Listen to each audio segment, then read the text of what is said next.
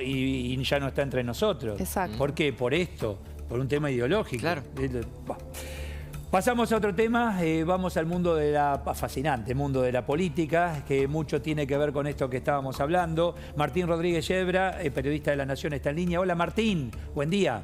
Y Eduardo, ¿cómo estás? Bien, muy bien Martín, muy bien. Digo, ¿cuántos temas la sociedad argentina reclama y la clase política está en otra frecuencia, Martín? ¿Qué pasa?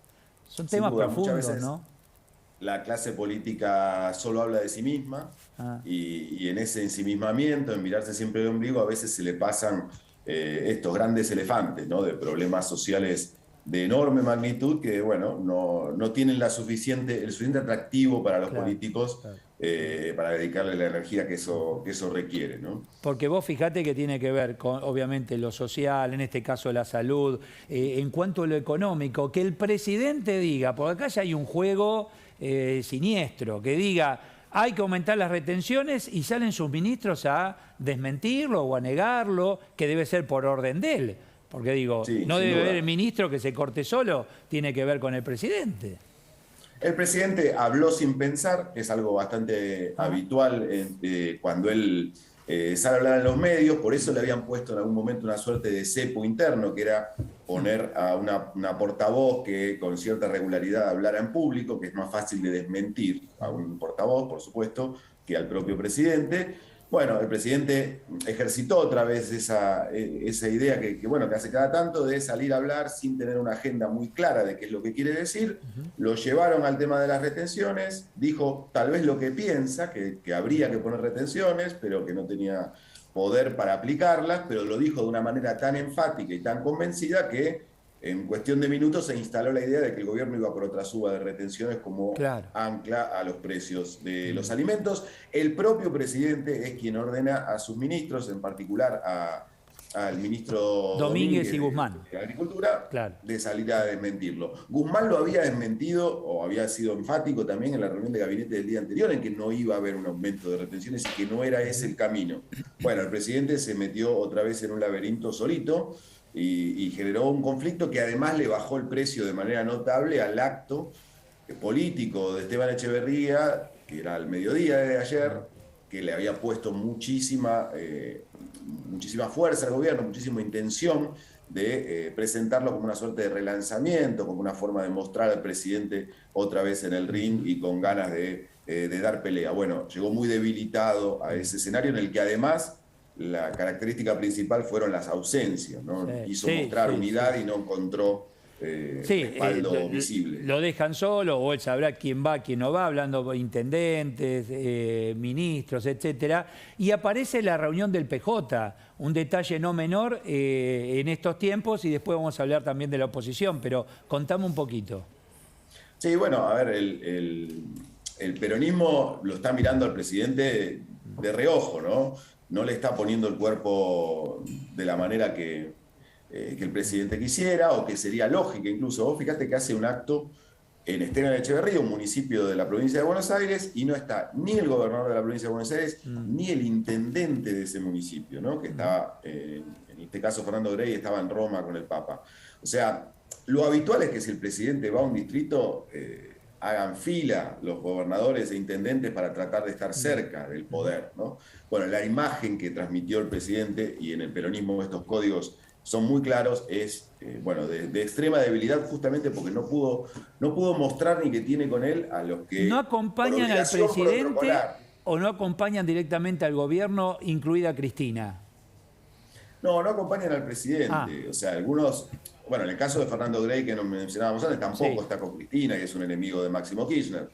Pero Axel Kicillof claramente manda un mensaje de alineamiento con Cristina Kirchner y ningún dirigente cercano a ella estuvo en el acto de ayer, incluso el ministro Guado de Pedro, el ministro del Interior. Supuestamente todos los ministros tenían una orden de estar en ese acto, tampoco estuvo, puso una excusa de un problema personal, pero tampoco estuvo. Nadie quiso sacarse la foto del kirchnerismo ligado a este acto de Alberto Fernández por la forma en que Alberto Fernández lo presentó. Ahora, fíjate en esta cumbre del PJ con De Pedro, Mansur, Massa, mostrándose, están ya perfilando algo hacia el 2023, porque también el presidente dice voy por la reelección. y todos miramos Sí, confundidos, no por querer pero seguirlos, fíjate, pero por entender qué quieren hacer. sí, pero fíjate que el presidente, después de haber sobrevolado el tema en su gira europea, ahora dejó de hablar de reelección. Le quedó claro que cuando habló del tema nadie hizo cola para apoyarlo, o sea, encontró un eco, un coro de grillos, digamos, cuando dijo lo que dijo, y empezó a aplacar el tema. Y lo que está haciendo el peronismo, los peronistas que se están reuniendo de los distintos sectores que integran el Frente de Todos, es tratar de establecer algunas reglas de convivencia que permitan atravesar este casi año y medio que queda de gobierno previo a las próximas elecciones. Hay una convicción en el peronismo de que así como está la cosa no puede seguir, y que por lo menos Claro, hay que este sector del bajar un peronismo, poco el porque tono. tenés el otro, el de Pichetto y compañía, No, no, donde sin van por duda. otro lado también, ¿no? Sin duda, hablamos del peronismo Sí, que sí. integra el Frente de Todos, que es el mayoritario hoy en día, dividido en todas esas familias que han hecho, que han revelado a lo largo de 2 años y poco una gran dificultad de convivencia en el poder, ¿no? Y de poca capacidad de acuerdo para poder avanzar en una agenda Sí. de gobierno. Bueno, lo que están haciendo al menos es tratar de establecer reglas de convivencia que no sean tan destructivas para el presidente y para el resto de los dirigentes, porque lo que están viendo Alberto Fernández, pero también Cristina Kirchner, Sergio Massa y dirigentes con peso territorial como el propio Mansur, jefe de gabinete, es que toda esta pelea lo que está haciendo es destrozarle la imagen a todos por igual, ¿no? El O sea, kirchnerismo está en esa su piso familia histórico. toda dividida no alcanza, como tampoco alcanza la oposición, y ahora sí podemos hablar de la cumbre del PRO, donde no estuvo el ingeniero Macri. Macri, etcétera, también divididos ahí, radicales por un lado, PRO por otro, tampoco alcanza para nada, ¿no? Todo Sí, dividido.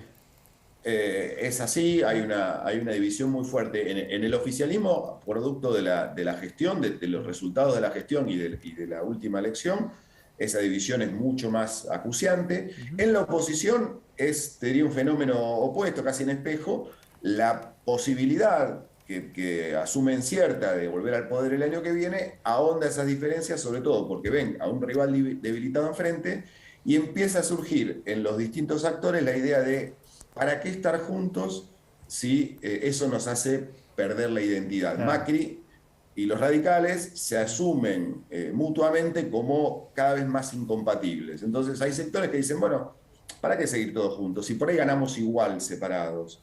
Bueno, ahí hay toda una discusión muy fuerte, que por ahora van ganando los que dicen, no, sigamos unidos, y nadie quiere ser el que rompa la coalición, porque piensa que puede tener un costo muy fuerte en lo social, y ahí van con esas diferencias que las van arrastrando, que hacen cumbres una vez por semana, en una se pelean, en la otra se amigan, pero acá el trasfondo de la cuestión va a ser el momento en el que tengan que definirse las candidaturas, definir un plan de gestión y definir también un relato muy claro de qué fue lo que pasó, por qué fracasó económicamente el gobierno de Cambiemos entre el 15 y el 19, y qué es lo que se le va a presentar a la sociedad. Todos esos Martín, debates, cuando se ponen sobre la mesa, desatan una crisis. Hola, Mariana. ¿Cómo estás? Ahí estaban, bueno, esta cumbre tenía que ver con eso, con un plan económico para 2023, ¿no? Que dicen que es lo que tienen que trabajar y lo que van a trabajar.